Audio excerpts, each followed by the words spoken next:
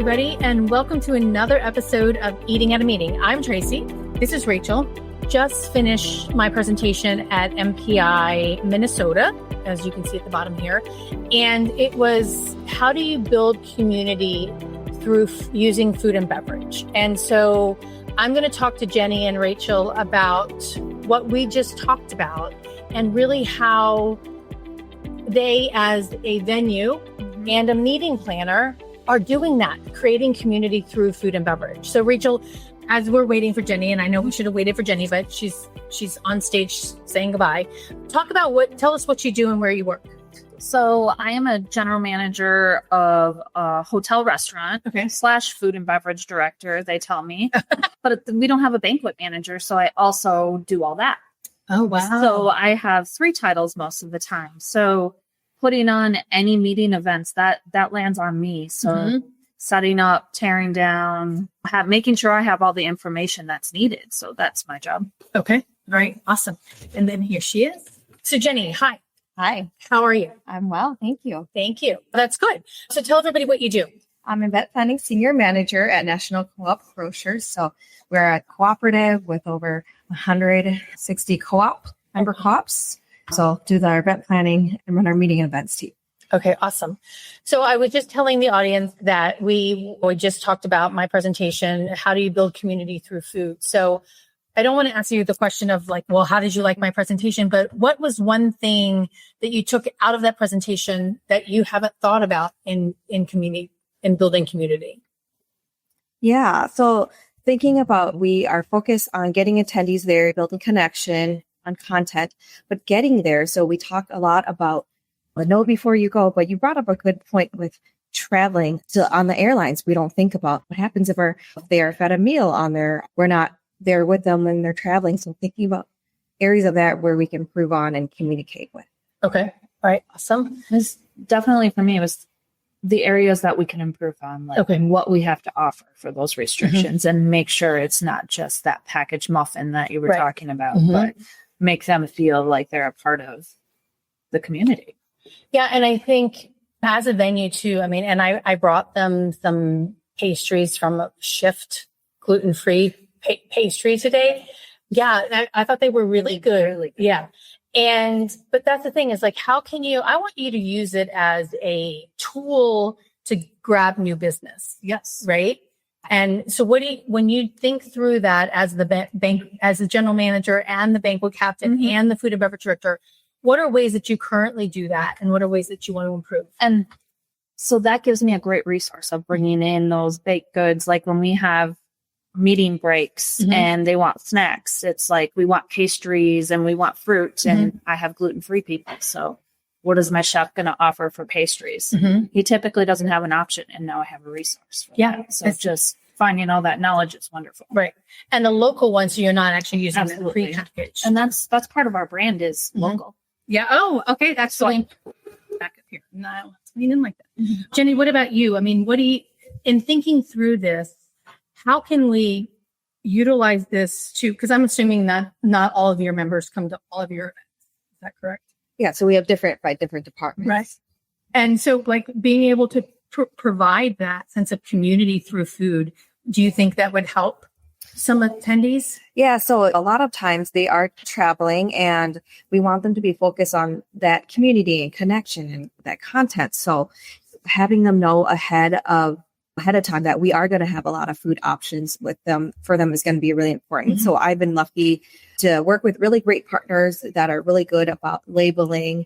They are creative too. So not just having, like you mentioned, something prepackaged, but bringing creativity. So leaning into some of our themes. We had a really great themed event last week and our partner put together really great menus that had a lot of gluten-free, vegan options. They were warm, nutritious, healthy as well. So really looking at partners that are willing to work with us and be creative and really think about meals that really lean into building community, meals that will keep them energized. We don't want that post lunch slump. We want foods that are easy to also eat and not so heavy because they want to be able to network and connect with each other too. So with our membership. A lot of them are in the stores, and sometimes the only times that they get professional development is at our conference. So it's a time to connect, and it's hard to sometimes connect when you're eating something really heavy and it's messy. So that's something I talk about with some of our chefs, is not making sure not only that it is dietary friendly, but we're really leaning into one of our outcomes and goals, which is about networking. Okay, you're choosing your venues. Are you putting that information in your RFP? Are you talking about that at the site visit? Are you making decisions on which venues to choose based on what they say? Yeah, so we have a pretty detailed RFP. So we'll have a tab just on food and beverage. So knowing like how much that they source organic, more about their labeling. We have sustainability, DEI goals also in our RFP process. So I actually will use that to narrow it down and have further conversations with the chef. But that is like a deal breaker, is if they're not willing to label all ingredients. So we do actually in our contract that we have to have about 50% organic. Everything has to be labeled. So we are lucky to work really great venues, but we run into this when we work with offsite venues. Okay. That's where some of the challenges lies. I now have started asking for the labeling ahead of time. Because we have a lot of dietary needs, and we want to make sure that everyone does have something that it's safe to eat. So I'm looking at labels. I actually bring backup labels now too, as well, just in case, just so we know everything that's in the meals. And then also afterwards, what happens to the food if there's leftovers? Is it being donated? Our staff are able to bring it. So knowing what's inside the food and what's happening afterwards. Oh, I love that. Yeah. So as the general manager, what do you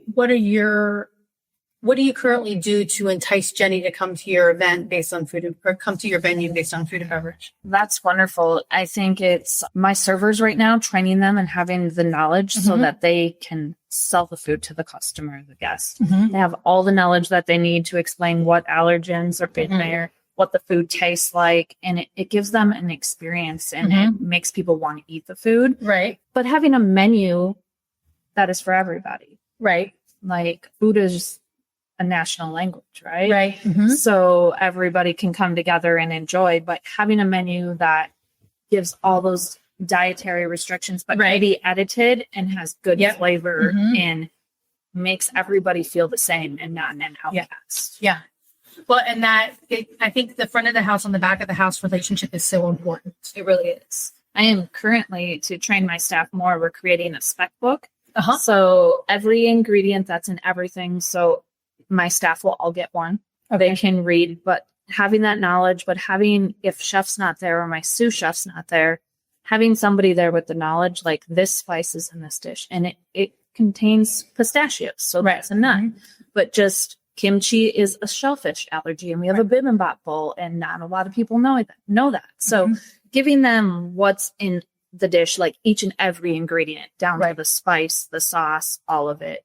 And that doesn't, and like actually today when I went to Sift to pick up the pastries, they, on the menu card, it said vegan, then it says free gluten, soy, dairy, and something else. But then she pulled out the notebook that was a 3-ring binder notebook and said, here, you want to take a picture of all the ingredients in the dish. And I thought that was awesome that they had that. And that doesn't need to be put out on you don't want the long list of items on the buffet, but you could have that access to have the knowledge for the staff. Yes. Exactly. And for them to know who to talk to. Absolutely. Right. Or how to do that. What is the one small change that planners and suppliers can make today to start improving food inclusion? From your side as a planner, tell me something as a planner, and then also is what you would like to see from venues. Yeah, so I'm really excited. This year we actually started putting all our menus on our conference app. So it's exciting because we can see all the items ahead of time. Attendees know what is going to be there. So I think getting those items ahead of time, makes me nervous when we don't have all ingredients or all the menus like just a few days before. And we want that weeks in advance so that we can make any modifications, and we can also communicate it in our Know Before You Go webinar, our communication, so that they know what they're going to get when they're on site. Right. Okay. I like that. And having that as an event app. And I said it in my presentation, not everybody's going to download that, but at least it's there and you can direct them to that information. I like that. And what would you like to, well, I guess that would be what you would like venues to be able to provide for you. I would say having conversations ahead of time. So even a few months out, you may not know about your full agenda, but being able to have those conversations early with your chef and your venue and your event manager is really important. So talking about, here are our goals. We do need to have this type of dietary with our menus. We do have to actually customize a lot of our menus. So we'll look at existing menus and then talk to the venue about how to make tweaks so that it is very inclusive. So keeping ongoing conversations, having check-ins as well, double checking about labeling ahead of time is really helpful. So I think that requires the venues and any chef to be able to have that earlier in that process.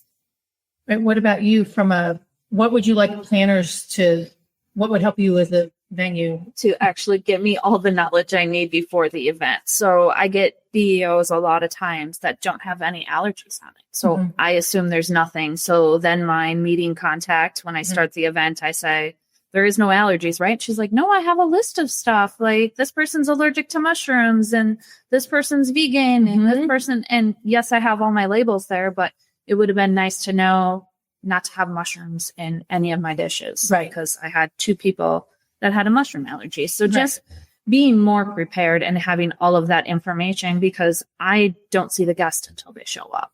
Right. I don't communicate with the person planning until they show up. So the BEOs are super important for me to have all the knowledge. Yeah. Yeah. I mean, and you don't want me, like, I'm doing an event next month and I have 1,200 attendees, but I have 125 people with dietary restrictions. Yeah. You don't want me to give them your phone number. No.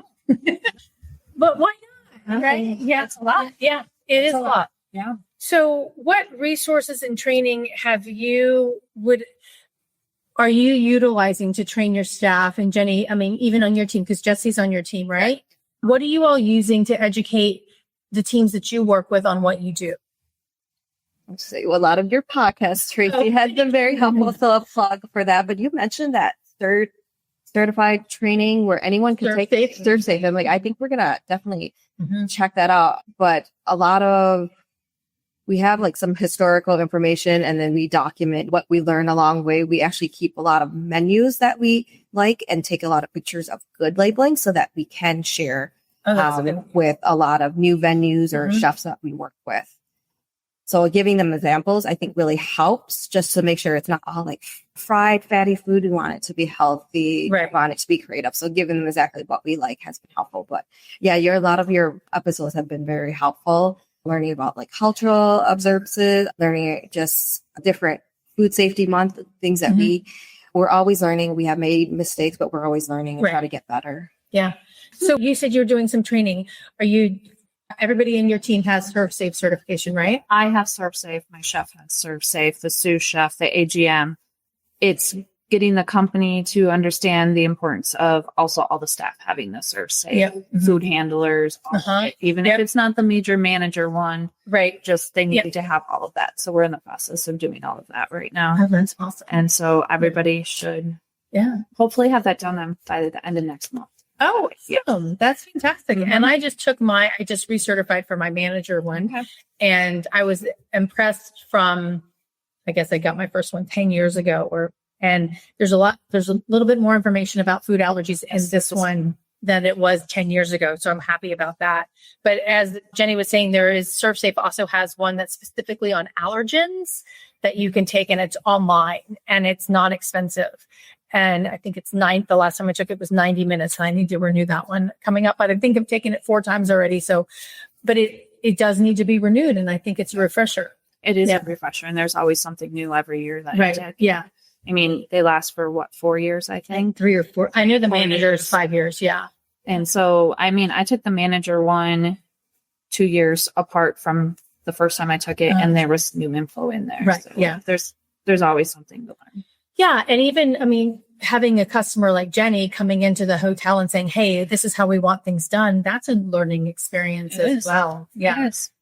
What properties, or not specific properties, but what have you found that have done really, really good things in around labeling and providing food options? Yeah. So coincidentally, we were at a multi-year at a property outside Minnesota, and they actually had a food safety conference right before us, because when they showed me the label, because I'm used to having to work with a lot of venues, but they showed me their labeling off the bat with all top allergens listed. I'm like, oh, wow, this is great. So then they were able to we actually do individual labels with all ingredients labeled. And they also list if it's like dairy-free, gluten-free, and then the top 9 allergens. So that one like really stands out as well, because they were very detailed with that. That's awesome. So, which is like so appreciated. Right. Yeah. Because it allows, because we're talking about community here. And I mean, it allows me to walk through the buffet and not have to go find Rachel, who I don't necessarily know who you are, to find a meal. Yeah. Right. And this venue too, I was actually very impressed. In addition to be very delicious, the chefs actually all stopped by pretty often. They checked the labeling themselves. They checked in with us. I usually don't see a lot of chefs, so that was really appreciated. Something we asked for too is if any attendees have questions about any of the ingredients, that they are able to talk to one of the chefs on site as well. That's awesome. I did an event last month at the JW in Austin, and I'm going to say their name because I'm so happy with Chef Ham. But we had one gentleman who emailed me like 2 or 3 days before the event, and the subject line was halal. And then the message said, do you have any options? And I called Chef and I said, he sent me his halal certification for the chicken and showed me the packaging. And then on the last day, and he did meet with the guests when he arrived, but on the last day, the guests came up and said, Tracy, can I talk to Chef? And I'm like, oh my gosh, what's right? And I said, is everything okay? He goes, I want to thank him face to face out of respect for how he fed me so well. And Chef didn't even know. And he had traveled all the way from India for this conference, which is like 16, 20-hour flight. And I thought that was amazing that he wanted, out of respect, he wanted to thank the chef personally. And Chef, he's like, this is what I'm here for. I'm here to feed you. And you unfortunately don't get a lot of chefs that way. Yeah. One of our Minnesota venues last week too, we mentioned like creativity, and we did have a Prince theme being in Minnesota here. So not only was the menu just all really wonderful. Yes, there was a lot of purple. They even had all the food labeling and incorporated our like icon, a Prince theme icon within the ingredient. So everything really blended together. So I was like, they were very creative with the menus. You named it Prince songs too. Oh, wow. Yeah. So that was very creative. One of our Minnesota hotels here. And that helps a lot too, because it's not just regular chafing dish and here and there and whatever. Rachel, how do you, when you're thinking through your menus and your training and things, how important is creating these experiences to create that sense of inclusion and community? To me, it's super important. I want the repeat business for one, but it's more about the guest experience. Like I have found so much that hospitality is just getting from point A to B right now. It's just service. And I want the guest to have an experience. Things are expensive. Yep. So I get your time and I don't want to just charge you an expensive meal. I want to give you an experience. I want to tell you about the history of the building. I want you to enjoy your food. I think that means a lot to people, and they come back if they have a good time. If someone is just short with you and gets you from point A to B and gets you out the building, I'm probably not coming back. Right. If you're not engaged with your table, like you can see if a guest wants to spend time alone and talk because they're on a date, or you can see if they're traveling and they want somebody to talk to. So it's about giving them the experience, but also paying attention to that. I think that goes over very well. And last night I ate at what's the restaurant in the hotel I was in, and whatever it was. And I sat at the bar because I was by myself, and both bartenders were fantastic. And they did hand me 3 different documents with alcohol on them. And I'm like, oh, I don't drink. And she was like, oh, I've got some great alcoholic options that I can whip up. What's your favorite thing? And I'm like, I like ginger, not a lot of sugar. And it just makes that experience so much better. Yeah. And I'm like, okay, and what's your favorite dish? And she's like, well, I like the trout because of this. And it really, the trout was really yummy, but it does play a role. It really does. It really does. And if you're a non-drinker and you want something to drink and you're like, I don't drink, what can you get me? And they're like, I got water. Yeah. I got pop. I got juice. I want you to have the same experience. So I've been creating mocktails. So the bartenders are still shaking the drinks the same. Mm-hmm. They're still garnishing them as if you were having a fancy cocktail. Mm-hmm. It should be that way. Yeah. Yeah. And it was in the nice tall glass. Mm-hmm. It had the mint and a piece of candied ginger on it. And yeah, it was really delicious. And that experience is it's so important. And so you work for the co-op. And so a lot of those people, because of, you said the organics, that you want this percentage of being organic, your members are asking for that. Mm-hmm. Is that right? Yeah. And I also think it just should be really universal, that there isn't just one gluten-free option, one vegan option. There should be a variety of option for them to choose from. And then with what you mentioned with the mocktails, like it's hard if someone doesn't drink and everybody else is drinking. So having that class you mentioned, mm-hmm. where they can stand with them and they can converse with them, mm-hmm. and have a conversation, be a community and not feel left out is important. Right. And because you're an in-house planner, you also know your attendees, yes. and your mission very well. By doing that, what can you give to third-party planners or third-party association management firms about that sense of purpose and that sense of community that you have created with that? What should they learn from what you do already? Yeah. So I think we have learned a lot throughout the way, just with as far as being inclusive, like hearing from the attendees. So getting that feedback and incorporate. So we'll get feedback maybe about a menu that maybe wasn't as popular, and then we know to look for that. But looking at making sure you have a variety of dietary options, and we try to make it as dietary friendly, and then work with a chef if there's anything outside of that. So making it more you're more universal, right, so that there is a variety of option, and I think is really important. And then feel free to push back with the venue. Sometimes venues would be like, this is their menu. Like I mentioned, we've been lucky to work with really great partners that are mm-hmm. willing to customize, but once in a while we may have an offsite venue that is sort of stubborn and don't want to customize, and you do have to push back. You have to advocate for your attendees. Mm-hmm. Your attendees, you are seeing the menus when you're on site and off site, so making sure you have a variety of options is really important. So being that advocate for them. Yeah, I like that term, because and like you said, you don't see them until they show up. Right. And so you as the meeting planner have to be that advocate. But being that advocate, your role, food and beverage is probably your number one expense. It is on my conference budgets. When did you start thinking about the food and beverage as that community builder aspect? And it may be because you work for Co-op Association, but yeah, even before I was in the Natural Foods Cooperative, working with other places, I have been at other events where actually I chose not to drink for health reasons a few years ago, but there was something I was at recently where they had everyone take drinks, and I took a sip and I didn't realize there was alcohol in it. So that is important. That was at an actual meeting planning conference. So, and then at the same event too, there was no labeling. So it's like, I don't know what is in these trays here. So I think I saw very early on food. They'll remember contact. They'll remember some individuals, but people really remember food. And that's like one of the basic needs if they want to be fed, so that they can focus on building those relationships and learning. So really saw that really early on. And I'm lucky to be in this position where we do advocate for our attendees and our staff to have really healthy food options at our events here. I often will go to like an offsite event really early just to make sure that labeling part is correct here. So bringing those labels just in case, because we ultimately all want a really great event, and it can really take away from that if someone is not able to eat and participate there. I appreciate all of that, because it really does play into how that experience that you mentioned. Right, Richard, you grew up in the food and beverage industry. Your mom and dad owned a restaurant. So what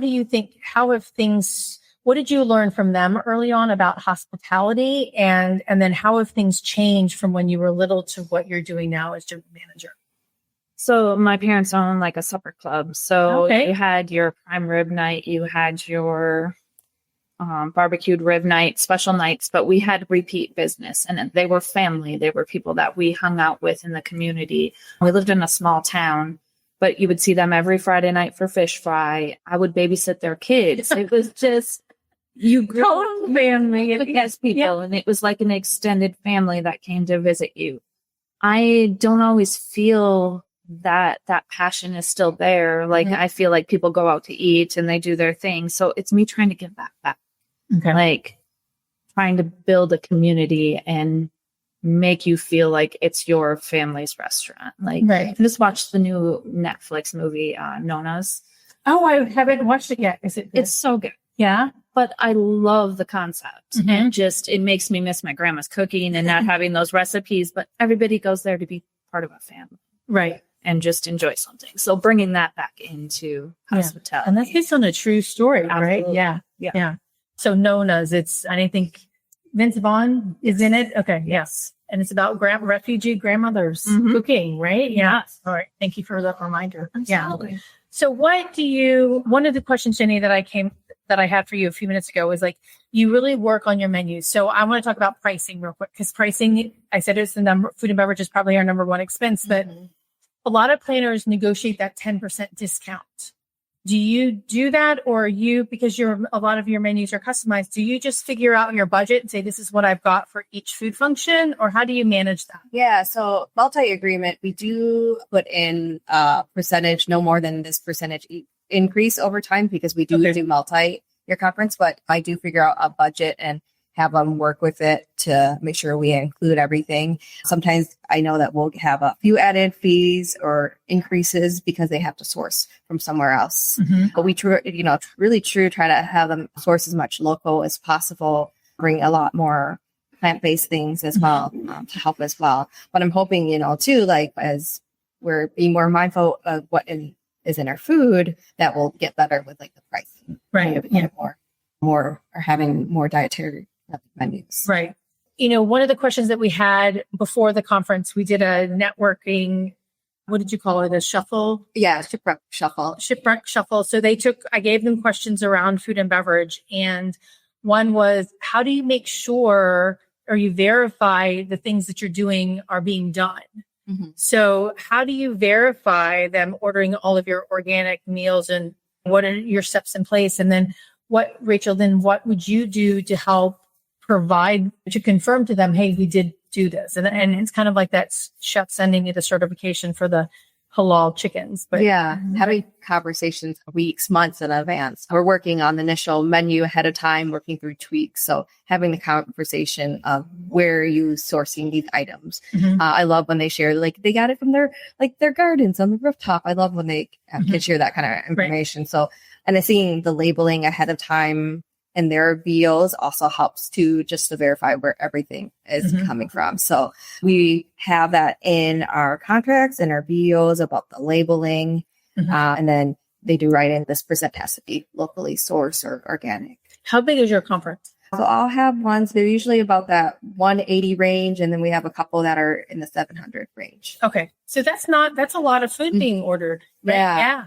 And something too, we work with the food department, but also sustainability too. So we'll talk to them about making sure things are maybe more bite-sized so that there's not a lot of waste. With food too, we try to have as much actually like dishware or compostable. So making sure that we are talking about that food waste as well, because we're trying to reduce that, of course. Right. Yeah. Yeah.